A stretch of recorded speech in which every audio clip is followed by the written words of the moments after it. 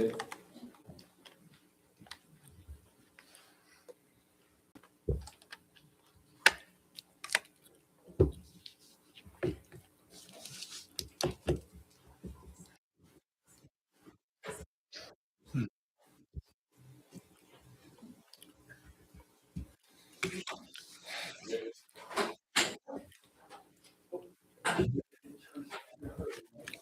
All right, good evening, y'all. Welcome. Please be seated. We'll get on here in a couple seconds.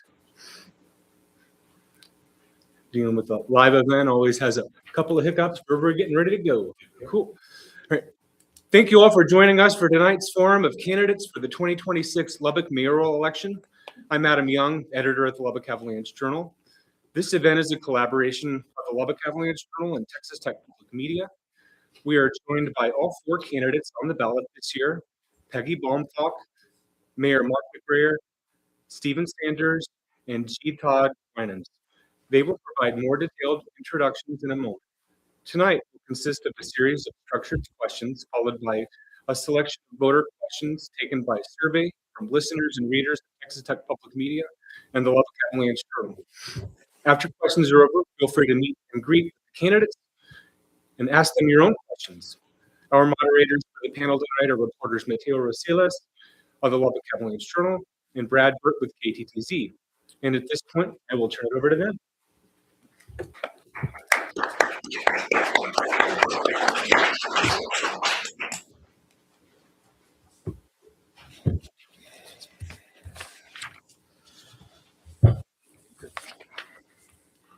Good evening, everyone, and thank you for joining us. Members of our panel, tonight we will start with 1 minute for opening statements before we get into questions, where each candidate will have 1 minute to answer. First response will go to a new candidate each time, rotating left to right. We'll start with Miss Peggy Baumfalk. Go ahead and introduce yourself. Hello, my name is Peggy Baumfalk. I'm a Christian conservative, a single mom, a disabled vet, and a proud resident of Lubbock for over 5 years now. I grew up in a working class family in South Florida and joined the Army in 2000, where I served as a counterintelligence special agent and Russian linguist. After my military service, I returned to Texas and worked a variety of jobs. I hold a bachelor's degree in liberal arts with a elementary teaching certification. I'm running because I love Lubbock. It's the best place I've ever lived, not just because of its affordability and design, but because of the character of its people. As Lubbock continues to grow rapidly, I want to make sure we protect what makes the city special. My three top priorities are public safety, responsible economic growth, and protecting affordability, especially for families in the neighborhoods served by LASD. Public safety comes first. We need real measurable action to reduce violent crime, organized crime, theft, burglary, and homelessness across every district. Safer neighborhoods, strengthen communities, attract investment, and improve the quality of life for everyone. Moreover, we need responsible growth, which is just as important. I believe the city should reinstate impact fees so new development pays its fair share. Without them, the financial burden falls on existing homeowners and renters. This affects every Lubbock resident, not just one district. Finally, we must grow smart. Too many long-established neighborhoods inside Loop 289 are being left behind while resources are concentrated elsewhere. Strong cities invest in existing infrastructure, support infill development, and ensure growth benefits all residents, not just a few. With thoughtful planning, fiscal responsibility, and fair leadership, Lubbock can grow without sacrificing its neighborhood, schools, or affordability. Thank you for having me. Mr. Mark McGrayer. All right, thank you. Yes, I've been the mayor for the past 2 years here in Lubbock. Before that, I was 2 years on the city council. I've been a resident since I was 4 years old, a long time ago. My wife grew up here. We went to Mayoral High School, graduated from Texas Tech. I graduated from Texas Tech Law School. My kids live here, and my grandkids live here. So Lubbock is my home. It's so important to me, and I wanted to find a way to serve and make sure they continue to be the wonderful kind of community it has been. I'm running again because I feel like I've accomplished some things in my first term that were important. I made some commitments to the public during my first term. I feel like I've kept those commitments during my first term, but there are other things I want to accomplish. We need to continue to work on public safety by increasing the size of the police force, and we need to continue to move forward on development in our communities and our neighborhoods, and downtown are very important to me as well. And that's it's an ongoing process. I want to see some things through, and I want to begin some other projects. So I'm looking forward to serving as mayor for another 2 years if the citizens elect me. Mr. Stephen Sanders. Yes, my name is Stephen Sanders. I'm running for mayor here in Lubbock because Lubbock deserves better than the status quo. The status quo has gotten us to where we are right now. And particularly right now, this last cycle, we pulled out about $11.8 million from our reserves. And we also issued another $106 million in debt, new debt. So we know we're continuing to build debt, and we've got to find a different way out. I created a plan. It's a $100 million plan. It's 2 phases. It's through festivals and then through inland port. The $48 million will come from the festivals, although I'm projected to do 3, which could possibly be $150 million. And then the inland port, everywhere else I've seen it done is they create about $150 million in revenue. So I believe we can do some really great things. We're in a deficit right now. We have been for a long time. And so I'm trying to make sure that we get out of that so I don't have to raise your taxes. My money will keep your taxes low. So that's what I'm going to do. Thank you. Mr. G. Todd Winan. Thank you. My name is Gerald Todd Winans. My mother told everybody when I was born that I would not be called Gerald, I would be called Todd. And so I go by Todd, my middle name, thus putting it on the ballot, G. Todd.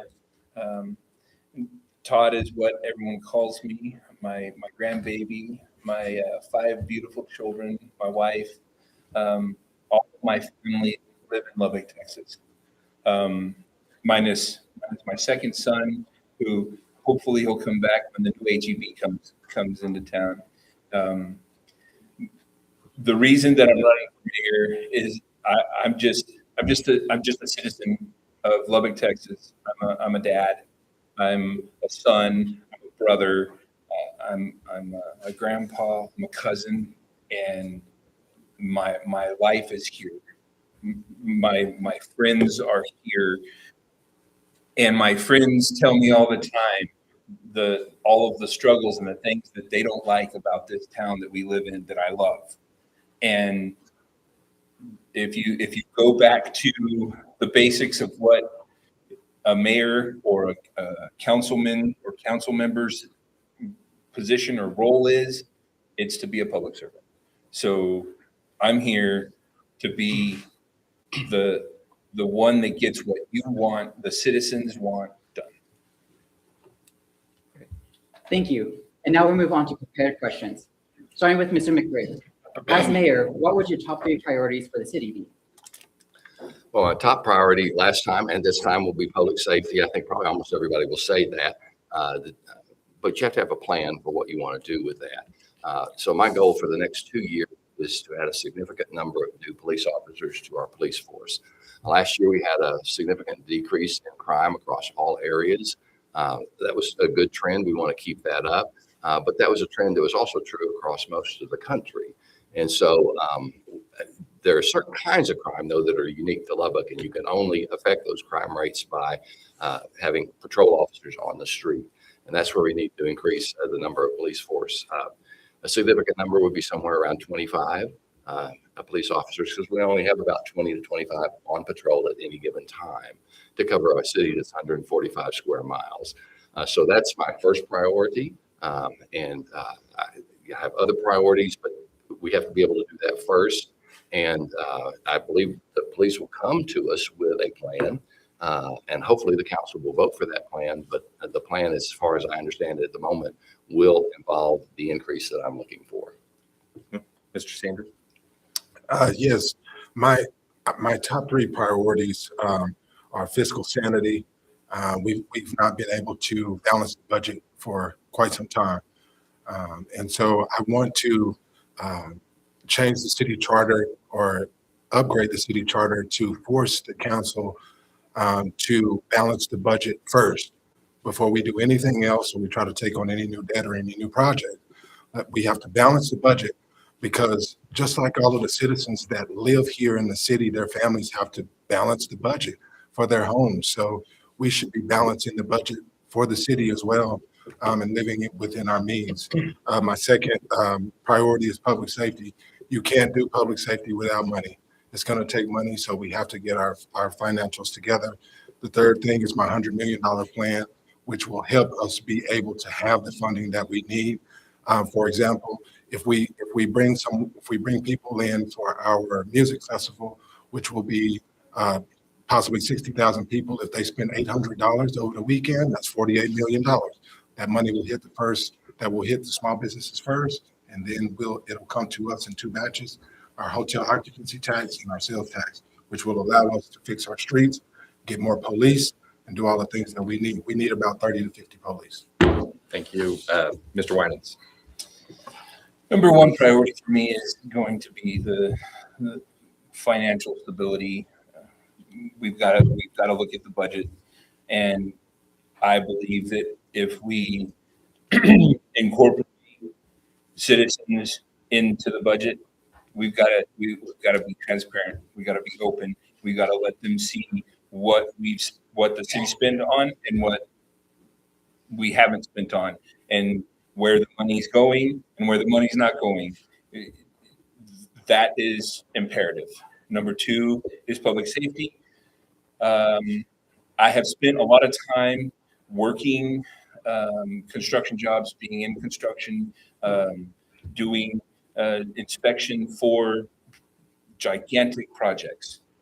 Safety starts with the individual. So public safety needs to be revisited as a whole to put it on everybody in the city, every citizen.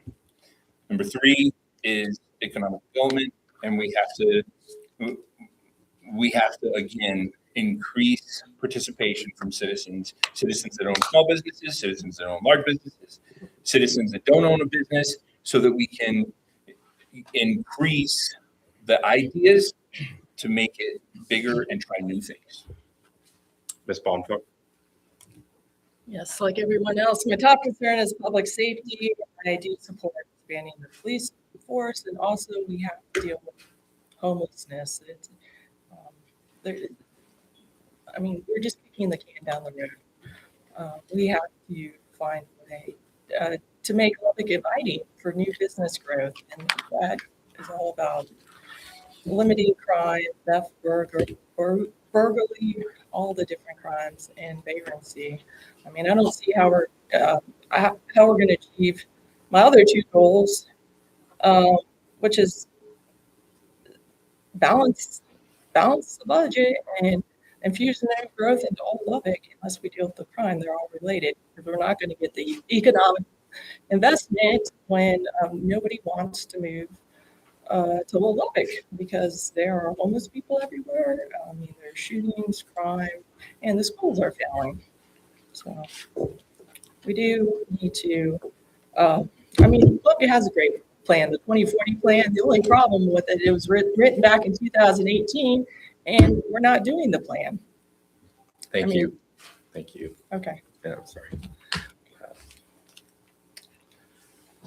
For our next question, as the hub city of the South Plains or a lot of smaller surrounding communities, what do you see as Lubbock's obligation or opportunity to the greater West Texas community? We'll start with Mr. Sanders. Yes, that's a great question. My inland port that I want to create here in Lubbock will allow us to take advantage of the I-27 and the transportation market, so that we can bring in people to our city and they're able to use our docks. So that money, unlike the first part of my plan in the festivals, it won't hit the small businesses or anything like that. That'll go directly to the city.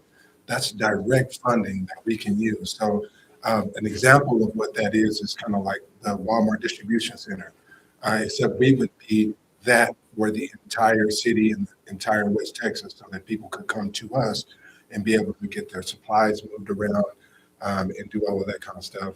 I also believe we're the medical hub. And so we need to expand the medical district and make sure that we're giving everybody an opportunity to get medical care, top-notch medical care from our wonderful UMC Texas Tech. Thank you. Mr. Winans? Yes, I believe that there are multiple opportunities in Lubbock, Texas, because of its location, to expand and bring in more business, bring in more tourism. We have festivals in Lubbock, and I don't think the city has expanded on those to totally utilize what we can get from them as far as revenue for the city. We have empty entertainment facilities on the east side that aren't being used. So we need to increase the participation of the citizens to bring in talent to Lubbock and use what we already have. Ms. Pompa? Absolutely. We are a hub of entertainment, and I mean, people come here to go shopping because they don't have them all. I mean, the great retail opportunities, see a show at the Buddy Holly Center or Hall for their medical care. I said shop and get deals because they don't have a Walmart. I mean, it's actually I see new Mexico place all the time, and they come here to get what they can't, back in their hometown. So we need to encourage them to stay and shop and staycation, and yes, it's a win-win for everybody. Thank you, Ms. Pompa. Mr. Mayor? Well, in terms of responsibilities or obligations to other communities around us, Lubbock is a good neighbor to our surrounding communities.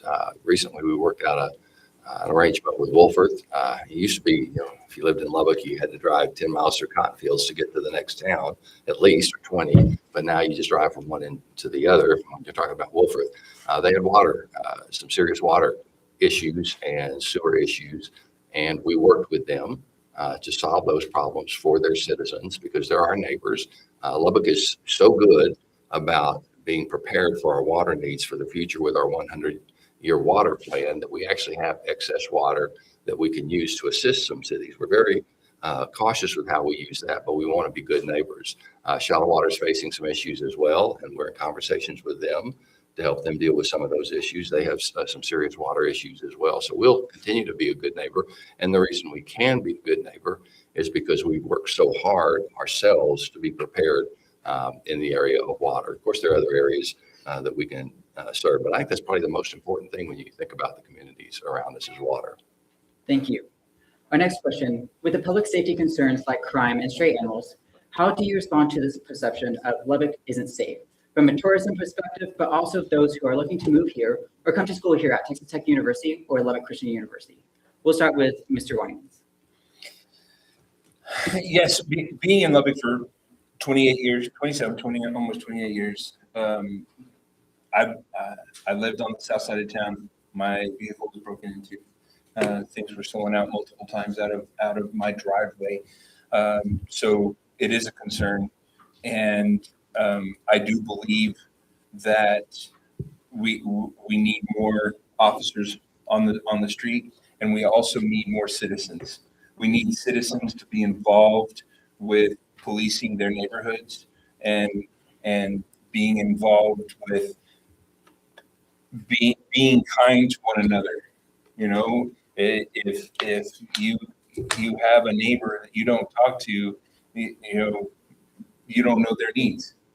If they won't talk to you, then they don't know your needs. So we've got to start being kind to one another, and that will increase our presence as a people along with the police officers. Ms. Pompa? Yes, it's more than just a perception of crime. You can go online. I did before I moved here, and it said it was like top in the nation for auto theft. I mean, a lot of it's true. There is crime. The only issue is to deal with it. We do need to expand the police force, and we do need more community involvement. So, yes, and homelessness is we do need a place for homeless people to go. I passed two just on the way here. I mean, I was staying at the Elegante Hotel, and I went to check out the park across the street and saw some homeless people kicking in an abandoned building door, and it's just not what you want people to see. I mean, when they come. I mean, yes, we just have to deal with it. We have to deal with the crime and the homelessness. Mr. McBride. All right, well, I've kind of argued this a little bit with the plan to add significant number of patrol officers because that's, there's a specific kind of crime that is endemic in Lubbock that drives a lot of the crime that I think concerns us, and that's gang and drug-related crime. Just a couple of months ago, we inaugurated, I was at the ribbon cutting on our new TAG Center, the Texas Anti-Gang Center, which is a coordinated effort between our police, our sheriff's department, our Department of Public Safety, and federal officers targeting gang violence. And they've had a lot of good success with that, recently rounding up a motorcycle gang, sex trafficking group here. So being able to identify that is a key because that's where you drive it down. The kind of random crime that is, of course, a problem in any community is not something you can really solve with more police, but there is a certain kind you can, and we need to stay focused on that. I'm very interested in our police being able to utilize drone technology to be able to, we have these mass gatherings of teens or adults that have developed into problems and shootings in the past to be able to help our police understand what's going on in those situations. We have an excellent police chief. We have an excellent police force. They're well trained. We just need more of them. And I agree, homelessness has become an increasingly difficult problem to deal with. I can talk about that later. I don't want to take up more time. Mr. Sanders. Yeah, so public safety has been an issue for us. Mr. McBride was saying that crime has gone down across the city earlier, and honestly, we got a D rating. Our city got a D rating, which is very unsafe. We're only safer than about 12% of the other cities in our state. And so, how do we fix that? Well, it goes back to a really basic thing that a lot of my conservative colleagues don't like to talk about, which is amenities for our children to do, our kids to do. When you don't have anything to do, you get mischievous. I was a kid before. I know that's the way it is. But more importantly, if we're going to actually make a difference in our communities, we have to invest in the police. Right now, they're coming to drain they're doing a drain brain. They come and use our academy, then they take off to a bigger city. So we've got to be more attractive when it comes to our pay so that the police will stay with us and we won't lose them. That's really one of the biggest problems that we have. They're not staying with us because our pay is not competitive, even though we have raised the pay. That's something that we have to look at again, but we need outside revenue to be able to do any of that because our money is already tied up. Staying on the topic of public safety, as mayor, what would you do to ensure that police officers, firefighters, animal control officers are staying within the city, but also attract new people to these positions? We'll start with Ms. Baumfang. Well, I think,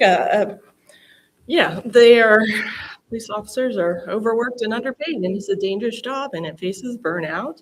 And probably one of the reasons they're burnt out is because there's not enough of them. They're trying to deal with too large of a population and too many calls. I mean, we should look at increasing the pay to increase retention, but they need backup. They need more of them. Mr. McBride. Well, we've had a great deal of success with a program we implemented last year. Was our lateral hire program, and this allows police officers to come from other cities. We've had them come from Colorado. We've had them come from Big Spring. We've had them come from Amarillo. They come to Lubbock and they maintain their pay. They maintain their rank, but the rank doesn't necessarily establish their pay. They fall where they fall within our system. But we've been very successful about that. The advantage is you get an already trained officer in here and you skip that upfront training cost when you hire a new recruit. You got to go through a long period of training before they ever even hit the street to to be effective. So this has been very effective in allowing us, we're not having to drain on our police force at the moment.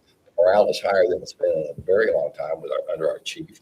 Our pay is very competitive at this point, but we're also in, as I mentioned earlier, the Meet and Confer program, in which the city and the police association work together to figure out what they need and what we can do within terms of our budget.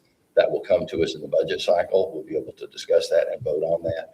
And I believe that is a real significant way for us to be able to maintain the levels of policing that we need in the city. Mr. Sanders? Yeah, so right now, we have 454, give or take, police on our staff currently, and they're responding to about 400,000 calls annually. It's actually a little bit more than that. So they're overrun, they're overworked, and so we've got to be more attractive. I think one of the ways that we can be more attractive is to make our city more attractive in general terms. There's really not a whole lot for people to do when you come to Lubbock. And so that's why we can't keep the students here. That's why we can't keep anybody here, because it's not a fun city. That's one thing I want to do for our city, is to make our city a fun city to be in, a safe city to be in, and also a financially stable city to be in. So all of these things work hand in hand, but we have to work really hard at getting the budget set so that we can be able to allocate monies the way we need to. Right now, we're on a tight ship. Every time we look up, we're borrowing money. So we have to stop borrowing money. We won't ever have the necessary police that we need, no matter where they come from, what program they're in. We're not going to be able to pay them. And we know that for a fact. Mr. Winans? I'm in agreement with my three colleagues here. 11 years ago, I applied to be a police officer in the city of Lubbock.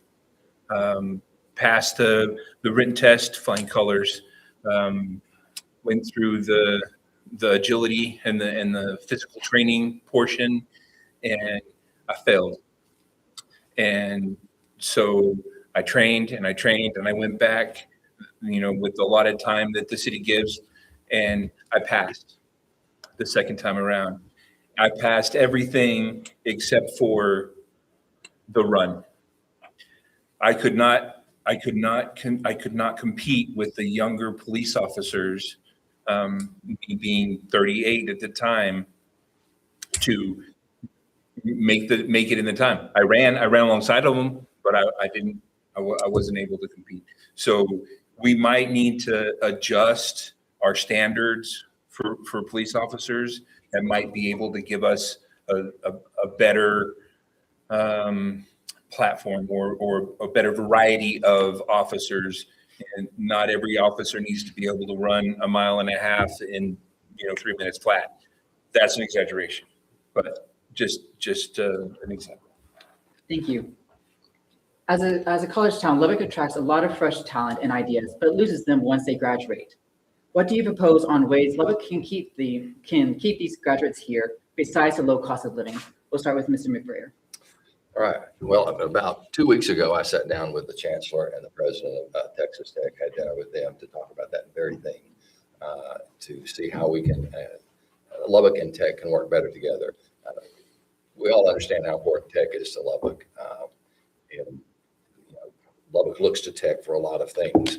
I want to kind of change that dynamic a little bit to where we have a little bit more of a mutual relationship. The Tech also understands how important Lubbock is to it. And to do that, some people have suggested some things. The quality of life here are things that students will look for. Job opportunities is the first thing. Students need to be able to come out and find a job that pays well enough. They can stay here in Lubbock and have a job at a salary and live well, because we have such a low cost of living here for residences, for rent, for groceries, everything else. So a better working relationship with Tech is something that I'm working on. And I think that's going to happen over the next year. It's a real commitment to mine. But we're finding that more and more Tech students are staying here in Lubbock. They will come back here after they've left and gone someplace else, because they realize that Lubbock really was a pretty good place to be, something we've always known. So, thank you, Mr. Sanders.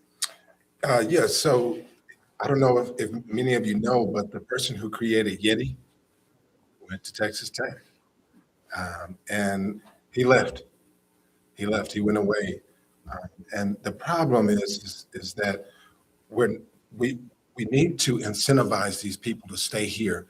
We're losing the next best thing every time people leave here. These young kids that are graduating are really intelligent people. And I think they will help us with economic development, but we have to be shovel ready. We need things in East Lubbock. We need things in North Lubbock. Let's give these kids an opportunity to create a business in those parts of town, but it has to be shovel ready. And and not just Southwest Lubbock, because it costs way more to open a business out there. And then if we want them to go downtown, we need to incentivize them so that they'll stay with us. We don't give them any opportunities.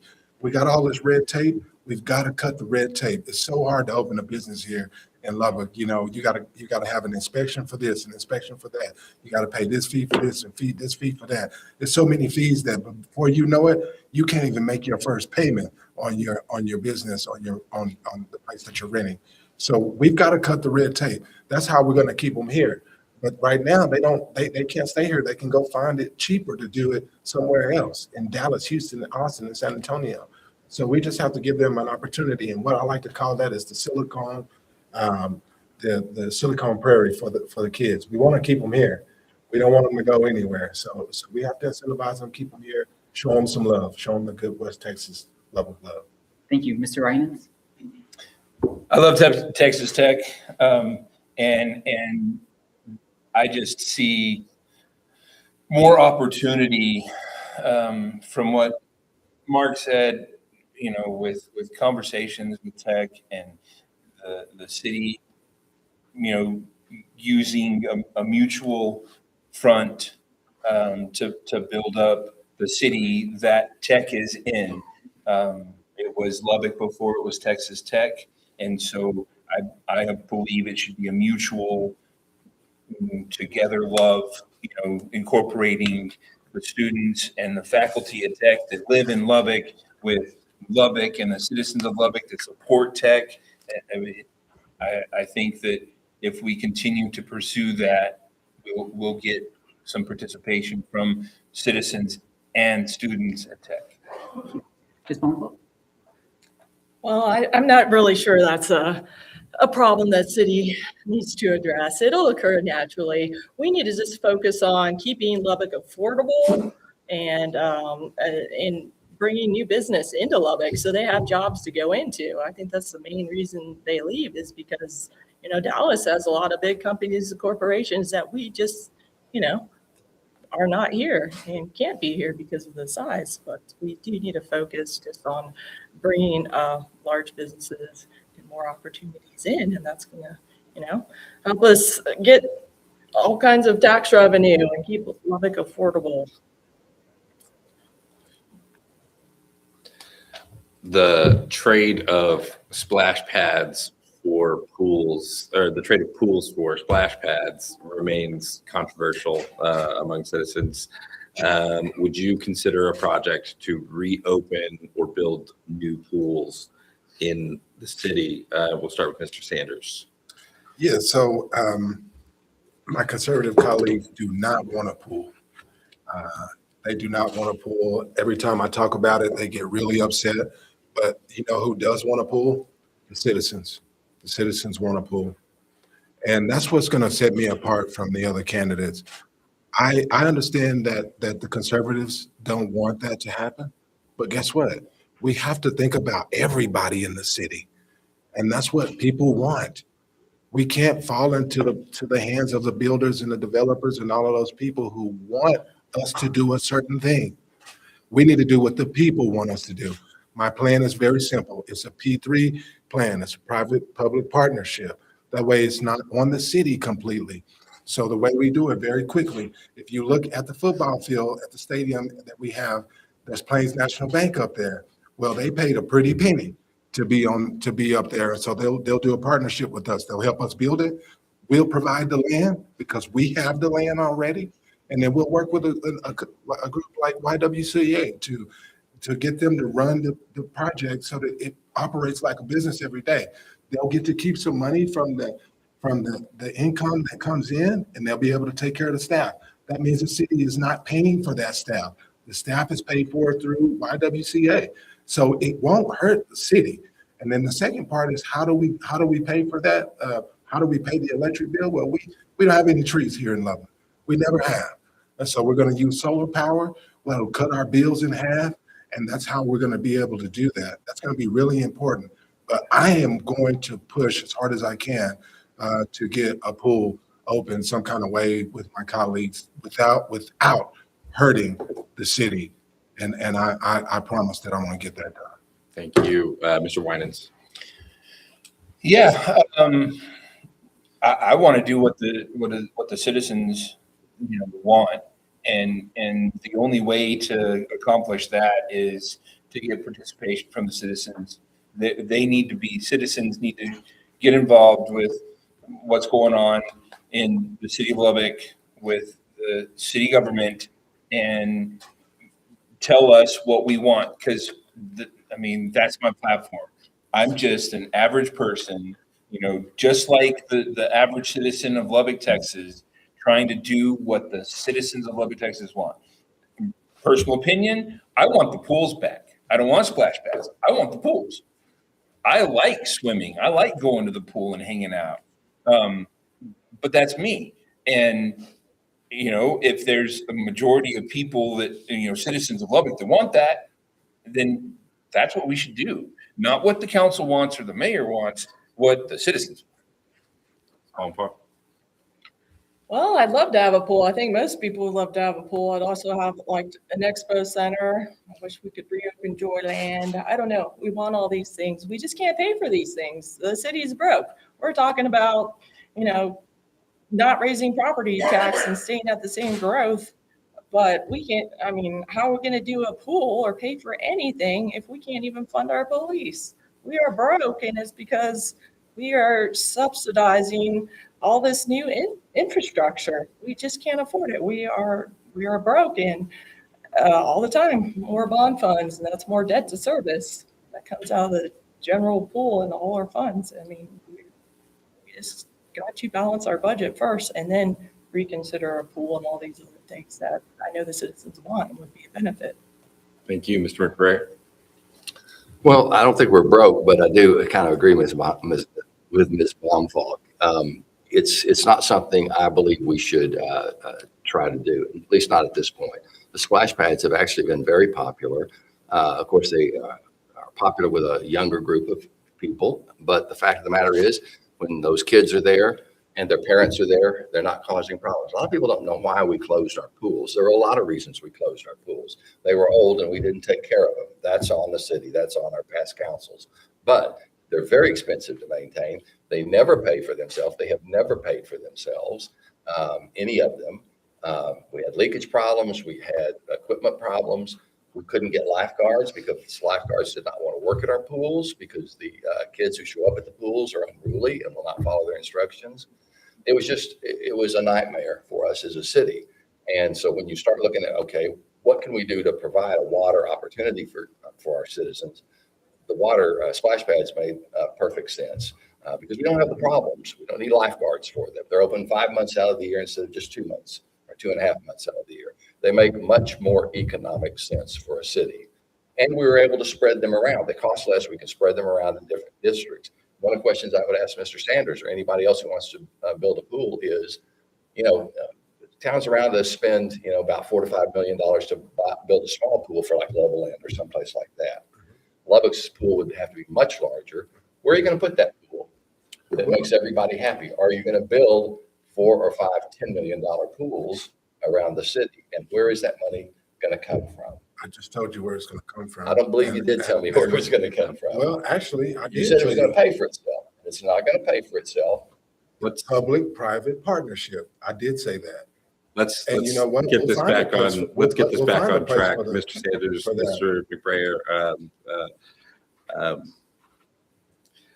Just do what the people want. Changing topics for a real quick second to public health. With growing health concerns in West Texas, like the rising sexual transmitted diseases and the measles outbreak that we witnessed last year, Lubbock's Public Health Department has served as a hub for the wider area.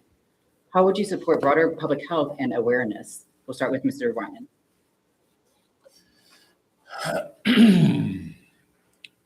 Well, you've got to communicate if you want to expand anything, and the only way to communicate properly is to have people gather so that you can communicate properly with them. You can always send mailers. You can make telephone recordings and send those to the citizens. But back in 2005, 2006, I was a part of a program that went from hospital to hospital, talking to physicians and nurses about how we identify bacteria and viruses. And so it was a good program, and it's no longer. So if we could bring back some programs that pushed to advise people on stuff like that, that would be beneficial for the citizens. Ms. Bonfalt. I really don't know how to answer that one. What was the question? How to control? How would you support broader public health and awareness? Broader public health and awareness? I just, I don't know. I decline to answer. Mr. McBrayer. And, it is a tough question to answer. What part does public health play in your city? We have a great public health department. If you've been to our new building out on 50th Street and Avenue U, I think that was completed about 2 years ago. And it serves Lubbock and Lubbock County as well. And we also serve outside regions of our West Texas area too, who come in here for services. And we do that. Largely, we're able to serve people who don't live in Lubbock because of grants we get from the federal government. That was an issue came up in about two council meetings ago. The question from one of our council people is, why are we paying to serve people who don't live in Lubbock? And we were able to show, our health director was able to show that the money we get from the federal government to provide these services actually allows us to serve our citizens and serve other people and still put money into the bucket of what we need here for our health department. Actually, our health director recently won the top award in the state for being the best health director in the state. So I think we're in very good shape here in Lubbock for meeting the needs of our citizens as far as public health goes. We do have problems with sexually transmitted diseases and other things like that, but I think our health department is doing a very good job with what they can. Mr. Sanders. Yeah, it's no secret that we have an issue with STDs. With the nature of having a college here, it kind of goes with it. And so we've been dealing with that for many years, but I will agree with Mr. McBrayer. We have a wonderful health department who has been working really hard. I remember even back to COVID, how they were able to steer us through that process. So they got the messaging. They have a great foot and hand print on the messaging. They know how to get the message out. But I would also push us to work more with Texas Tech and do more partnerships, letting them help us with getting the message out, because a lot of that is coming from the college. Not to say that we don't have any issues either, but we also have HIV in our community, particularly in the Black community. And I want us as a city to work on trying to identify those people and help them through that process, because people, they lose their hope and it makes people feel really secluded. And so I want us as a city to really reach out to them and give them hope and show them that they can make it through that process. And I think as a city, we should be doing all of that kind of stuff. Nobody likes to talk about that because it's a hard thing to hear about. Thank you, Mr. Sanders. Yes, sir. Staying with public health, what is the city's role in supporting the mental health of our residents? We'll start with Ms. Baumfall. City's role in supporting the mental health? Probably just make it a good, safe, family-friendly place to be, which it pretty much is. Mr. McBrayer? Well, again, our public health department does have some services that assist with that. We're not set up really well to deal with mental health as a major issue as a city. It's mainly handled at the moment through our hospitals. One thing that we have done, though, recently, again, fixing to open up our Star Care Center. When we have people who are homeless or wandering our streets because of mental issues, formerly the way we had to deal with them was we would arrest them and we'd take them to jail. Well, that's not a good place to take someone who's having mental health problems or alcohol problems either. And so now this center, when it opens up, will be where those people are taken instead of to jail to find a temporary form of treatment before they can be moved on into the other areas of the government that really deal with that issue more than we do. But it is a way for us to better deal with those people, help them get the help that they need immediately and in a setting and a situation where they can be tended to properly. So I think that's going to be opening up in a month. And so I'm really looking forward to that facility. Thank you, Mr. McBrayer. Mr. Sanders? Yeah, so my plan is, Ms. Bonfolk talked about the homeless community. I mean, a lot of the homeless people are dealing with mental issues, which is where a lot of those problems come from. And so one thing that I am excited about is Governor Abbott is going to be opening a mental facility here in the area that we'll be able to team up with and be able to get people the help that they need. So they won't be all necessarily on us as a city. But I think that as a city, we've got to empower places like Open Door, agencies like Open Door, who are serving our community already, and help them with some type of funding. And if not with the funding, at least get them to the table because those agencies feel left out. I talk to them all the time and I know how they feel. They don't get to have a say in what the plan is for our homeless community. During our recent time, we closed the libraries down when it was real cold. You know, we had to scramble to make a new plan. We need to be prepared. We need to really look at that. And so mental health has a lot to do with all of that, but that really affects our homeless community the most. And we need to be more proactive and not so reactive. Mr. Winans? Yeah, this is a difficult question for a candidate for mayor because it's pointedly at the mayor, you know, who Mark, great answer. Don't worry about it. With your answer, because I didn't know it was you know, good information to get from you. Mental health is an issue that we have to deal with on a daily basis, and I think that you know it starts at home.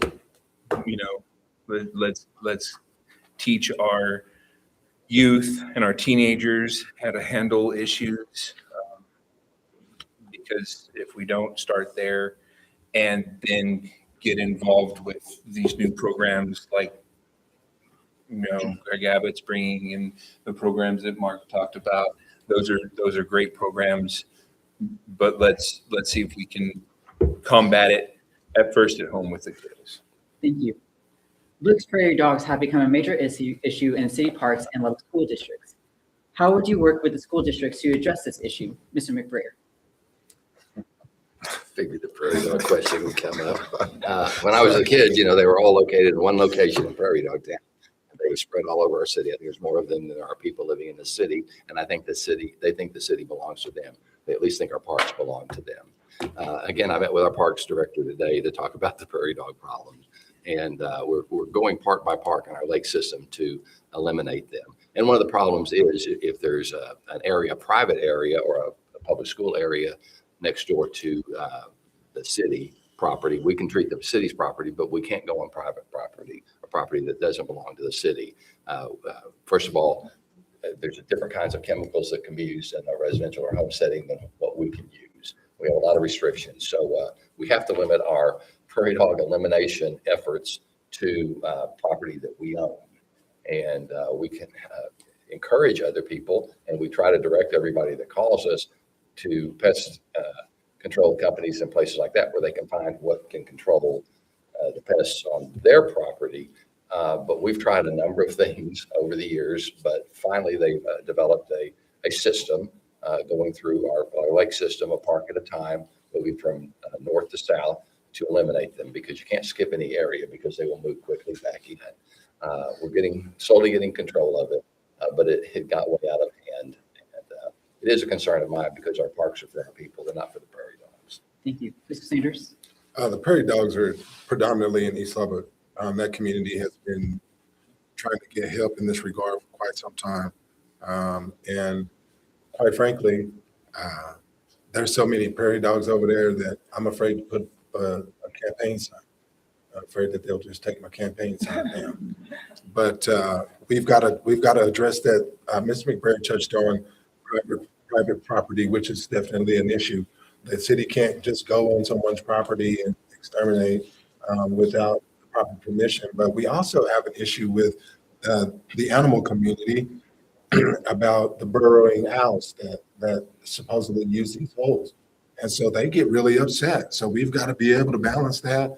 We've got to form a committee. I know there's some kind of committee already, but I think we need to expand that committee, and we've got to come to some kind of common ground, because we don't want them to think we're killing animals, but they are rodents by the textbook. And so we need to make sure we take care of that. My wife stepped in a hole at the fairground and nearly broke her ankle.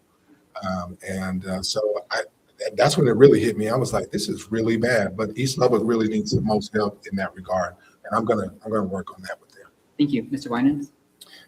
Yeah, prairie dogs carry Yersinia pestis. Don't know if anyone knows what Yersinia pestis is, the Black Plague. So, whatever efforts we can continue with that the city already has in place, I'm 100% for. And we need to have relationships with individuals that border the city land. If it's private land, then we need to talk to them and ask them to coordinate with us, work with us, compromise with us, to eliminate the issue if there's an issue with prairie dogs on that fine line. Thank you. Mrs. Montour? Yes, I mean, they are an issue. They are destructive, and it is a safety issue. I've almost broken a leg in a hole, and they do come up and eat through asphalt and everything. So yes, just education and work with private citizens to help control the problem.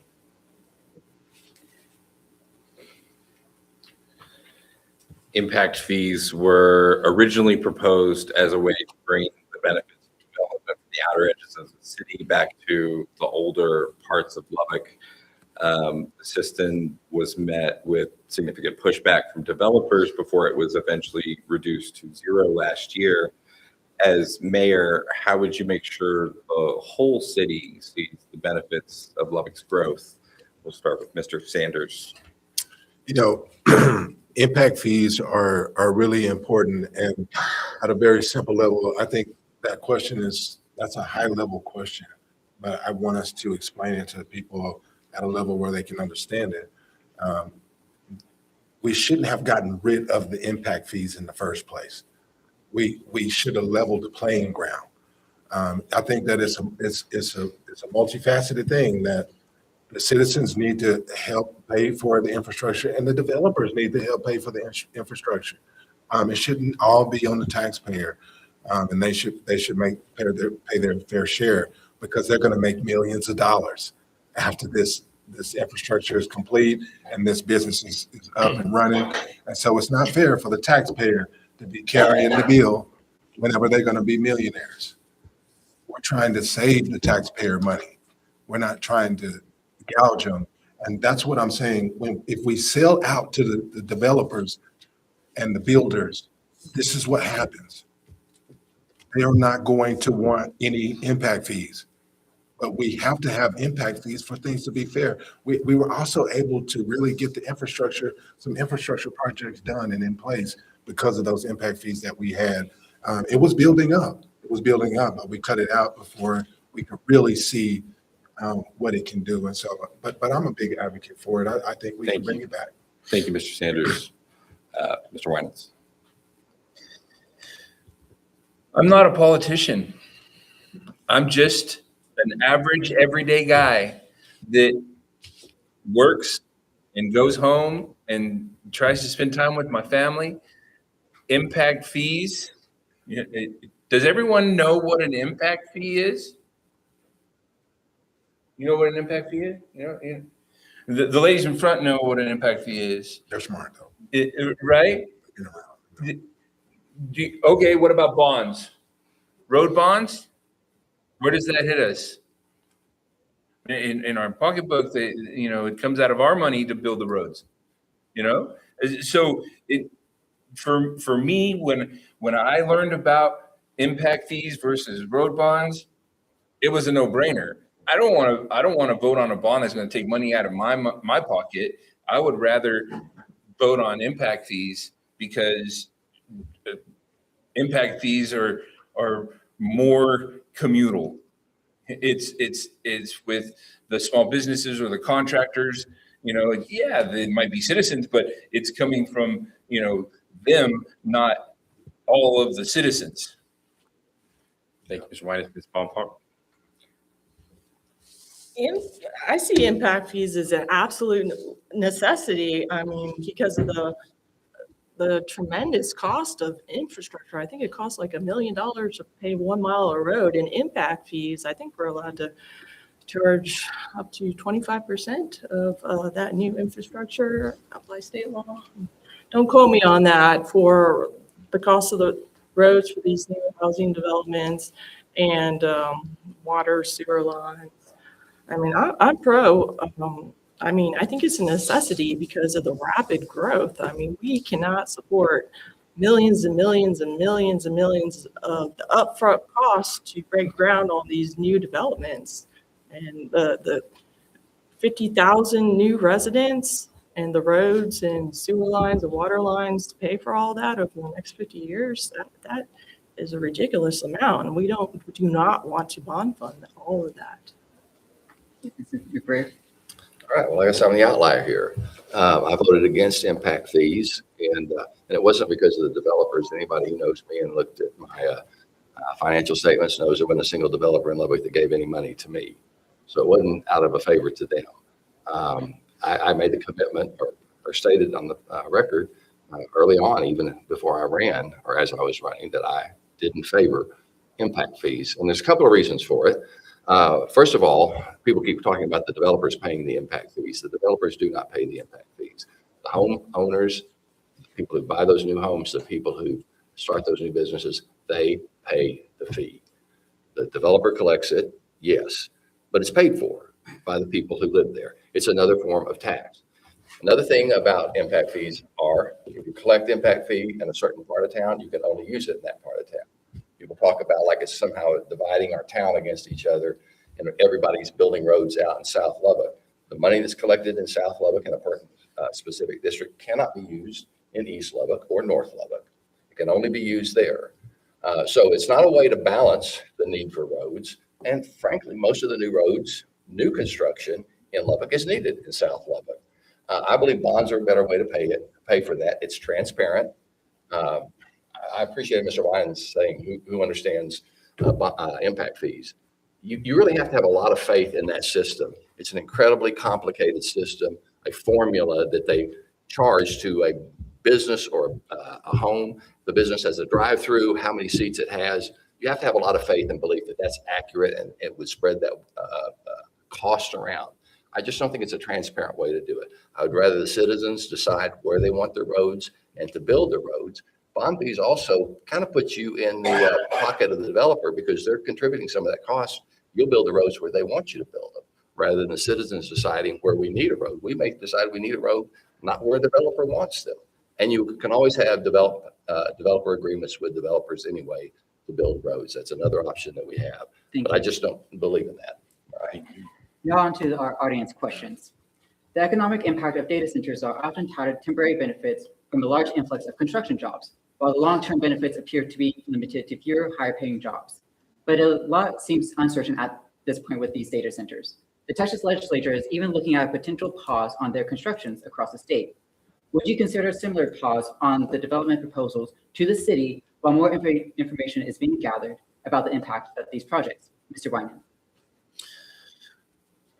Absolutely. I believe that we as citizens need to come up with a really good plan for data centers, AI centers.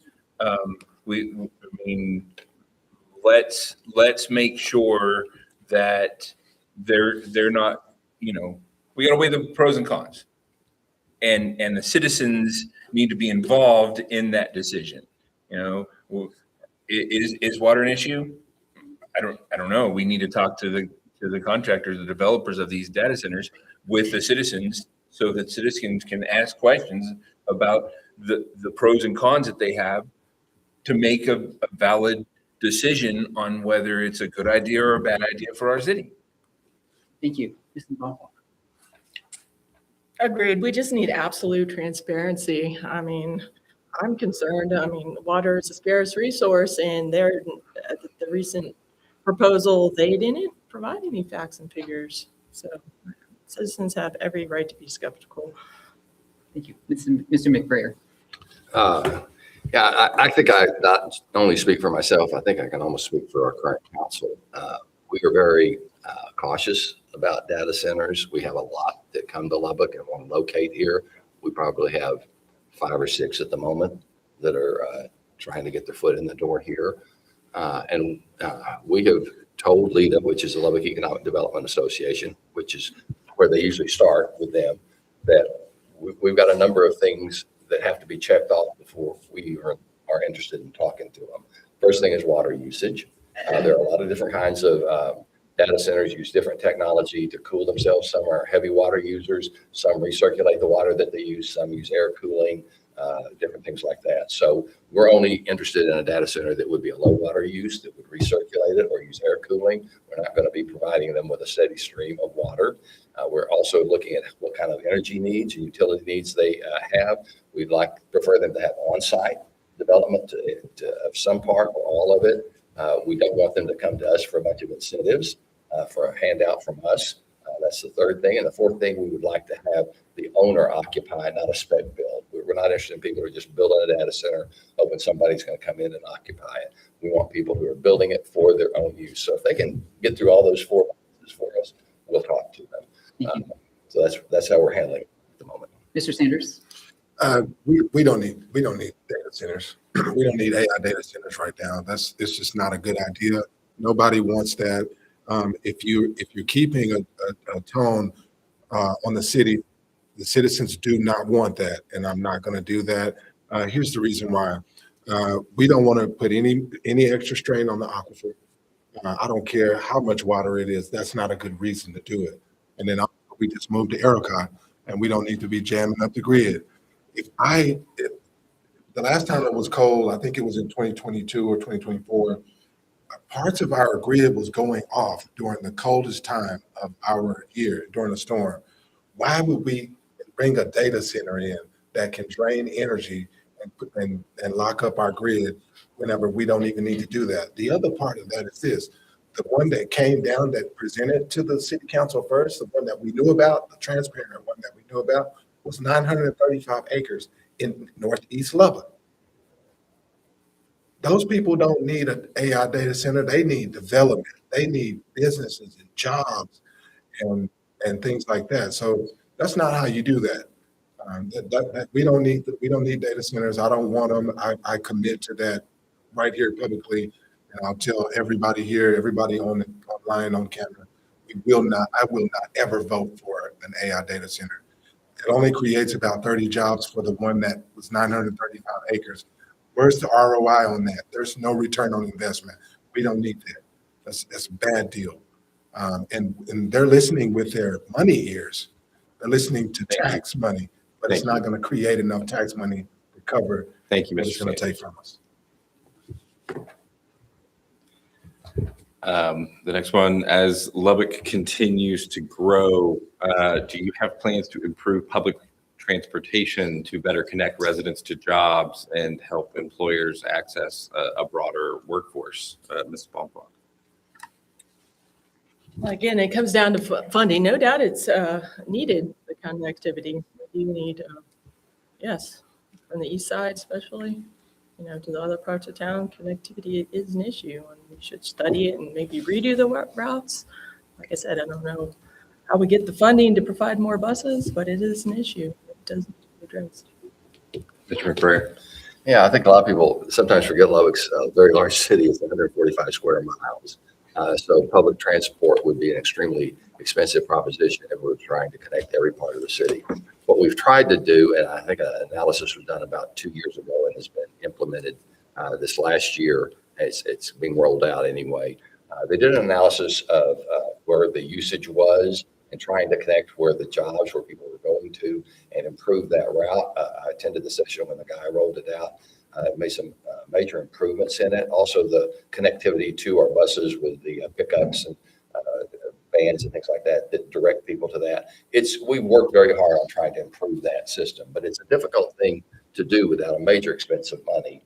But I believe that what we're doing right at the moment is a vast improvement over what it was, and we'll continue to work on that system. But a lot of that money does come from the federal government, fortunately, but the city does participate as well in that. And so we're conscious of it and trying to find the best way to connect people to jobs, which is the main thing we're trying to do. Mr. Sanders. I would partly agree with Mr. McBrayer.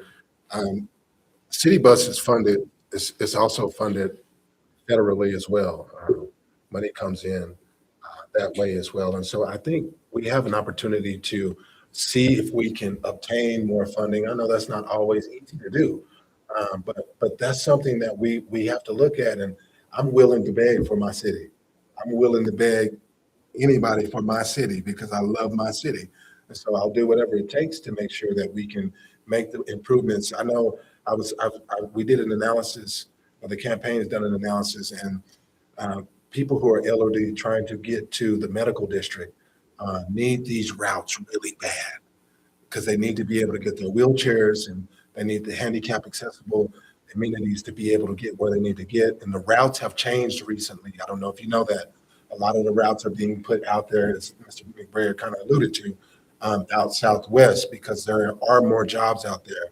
But I want to create more jobs in all parts of the city. And then once we have more revenue coming in, we'll be able to adjust those routes. But I think we can make some improvements as best as we can. It'll take a lot of work, though. Thank you, Mr. Sanders. Mr. Winans. Yeah, I really want to break down the budget and look at things deep within the budget so that we can identify, majors and minors that,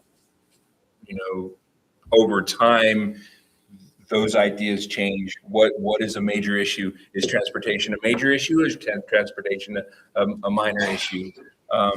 Is it a major issue for getting people to work? Is it a major issue for getting the older generation to medical care? Those are majors in my mind. So how can we identify what routes or where funds are going to come from in order to produce public transportation? And that's got to be number one priority. How are we going to pay for it? And getting grants, asking the state for funds, those things, in my opinion, have to happen with participation from the citizens, so we know where, the public servants know where the citizens want us to take public transportation. Thank you. How do you feel about offering tax abatements to businesses on the vacant lots in East Lubbock and North Lubbock to bring better development? Mr. McBrayer. Well, we already do offer forms of tax abatements to businesses who locate here in Lubbock. Usually that comes through LEDA. If it's a large enough business that will provide enough jobs to the city and good paying jobs, and it fits some of the criteria that we have for our city, then we're very careful about that. And actually, this council has dialed back a little bit on the incentive part of it that Lita has been giving out, because we don't want to give away the total tax base, because that's what a new business actually brings to your community, is a new tax base. And that's what you need, is new businesses with new property taxes to relieve the burden on homeowners for their property taxes. That's where the new money comes to do the things that we've all been talking about here that we want to do. So if you don't have new businesses, you won't have that. We do offer abatements. It's a good program. We've gone back from a 10-year more to a 5-year abatement period. We also offer incentives based on how many jobs they can create. So we already do that. And I'll be frank, a lot of the businesses looking at Lubbock are looking in East Lubbock at the moment. Thank you. Mr. Sanders? That is true. They are offering some abatements to businesses currently. But I think this is a great opportunity to look at opportunity zones that was passed from the federal all the way down to us. Something that President Trump brought to the forefront. And we're not really taking advantage of that. And I also think that Lita picks winners and losers. I don't think they divvy out the money the right way. And I don't care if they get mad at me for saying that, but I know it's true, because you can tell by who gets the funding. If you go look at all of the paperwork, which I've gone through it, you go and look at the race of those people who are getting businesses, or what their connection or their affiliation is to the city. If they're not an insider, it's harder for them. And this is something we've been dealing with for a long time. Lita is out of control. Thank you, I Mr. wanted to Sanders. say that. Mr. Bynum? Yeah, I'm going to go back to we have to get participation from businesses, from citizens that own businesses.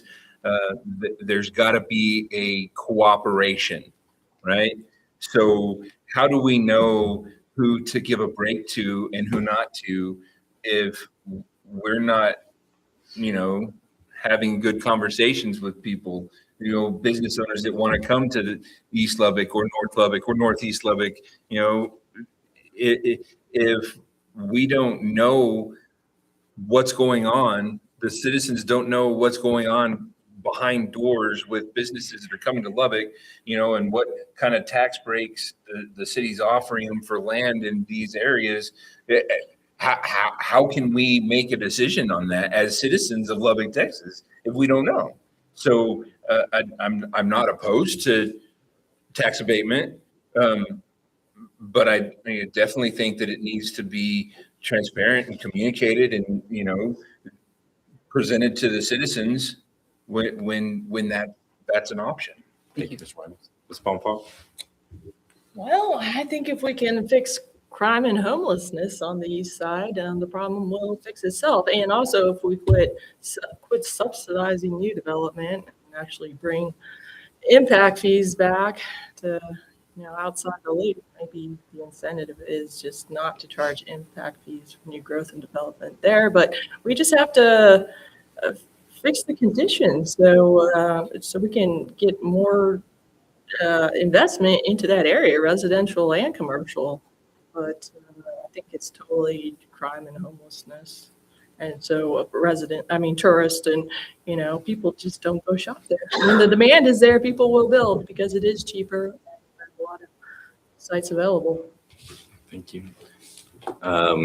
Would you consider stiffer penalties for people who are releasing dogs, or caught releasing dogs? Stephen Sanders. Absolutely. There's only one. That's only one way that we can really fix this problem, which is a really bad problem, is to be more aggressive. I've been keeping up with the council. They had discussed this. This was a discussion about raising the fines and being more a little stricter in that regard. But the truth is that we have to shut the faucet off first. What do I mean by that? We have to stop them from breeding.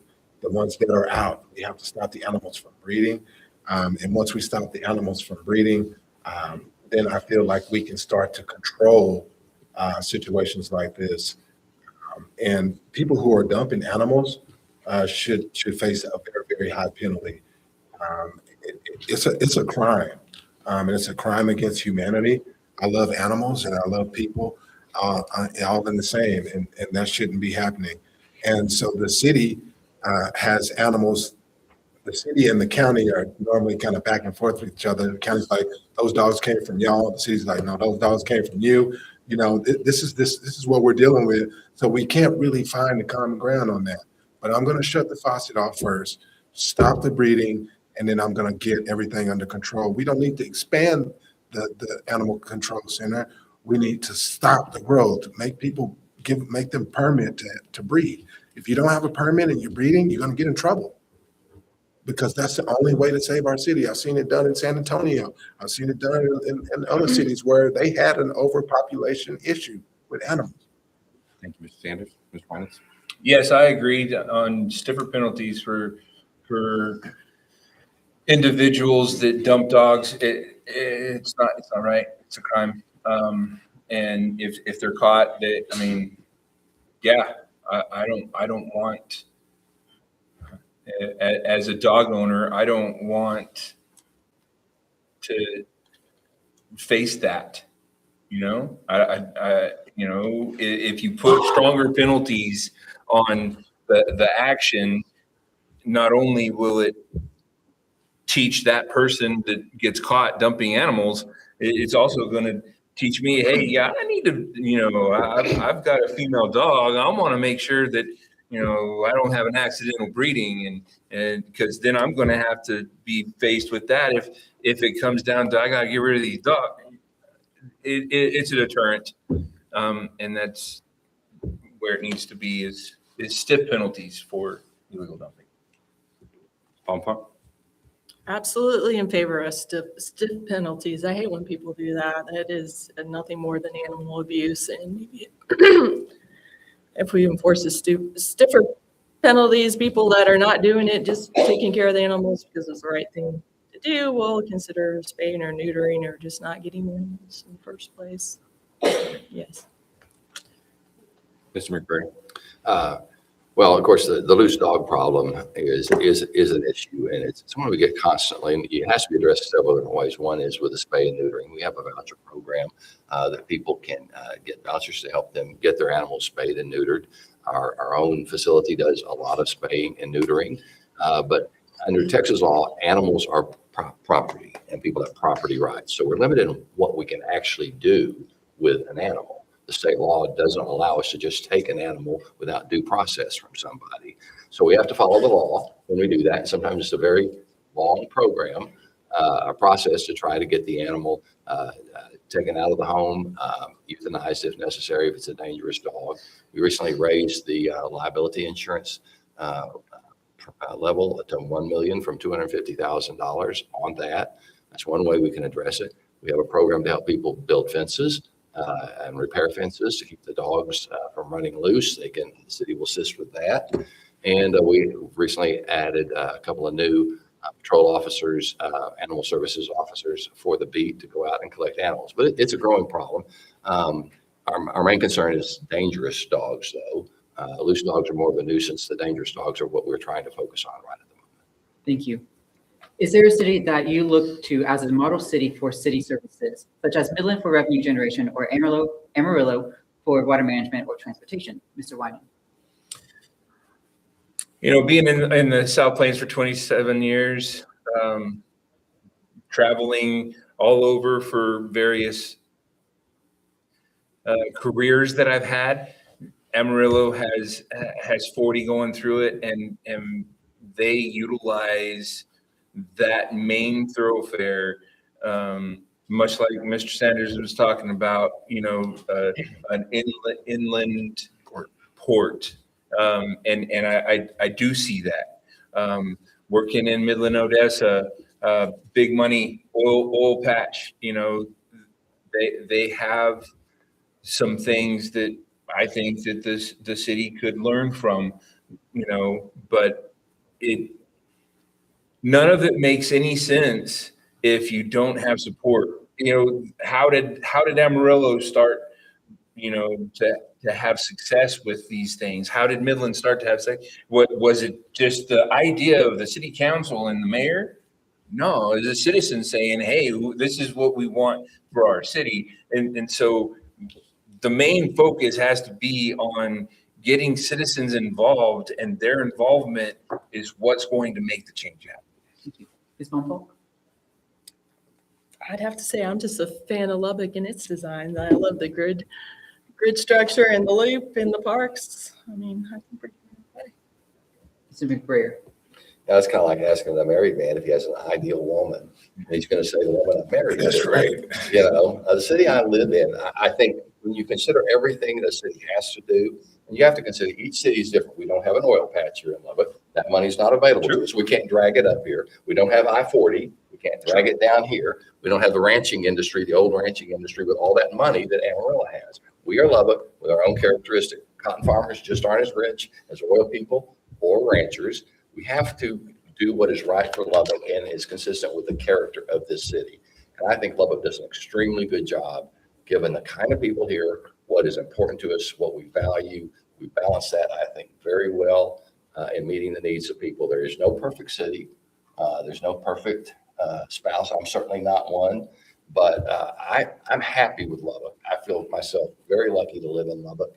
And I hear that. I hear from people in Amarillo all the time talking about how they love Lubbock when they come here. They wish Amarillo was like Lubbock. That's a common thing people do. I think Lubbock actually handles its issues really pretty dang well. Mr. Sanders? I'd agree. I love Lubbock. I'm not going to answer that some city is better than my city. And that's the bottom line. But what we can do is be better. That's right. I want our city to be the best city in America. I want us to operate the best. I want people to look to us and say, man, they are squared away. And that's what it takes. No matter, and I'll share this with you. My brother broke his neck playing high school football here at Dunbar many, many years ago. He's passed on since the last few years. But the city came to my rescue and my family's rescue, and they helped us. White people, Black people, Hispanic people, all kinds of people helped me. And this is why I love this city so much, because people came to our rescue. And so this is the best city in the world in my eyes. I just feel like we can be better. We should always be striving to be better in every regard. So. Thank you. That's a great way to wrap up our conversation. That concludes all of our questions for this evening. Thank you again for our candidates and to everyone who submitted questions tonight. And thank you all for coming out. Early voting in Lubbock. Thank you very much. Thank you. Early voting in Lubbock's local elections will run April 20th through the 28th, and election day is May 2nd. So, thank you very much. Thank you. Oh, another one down.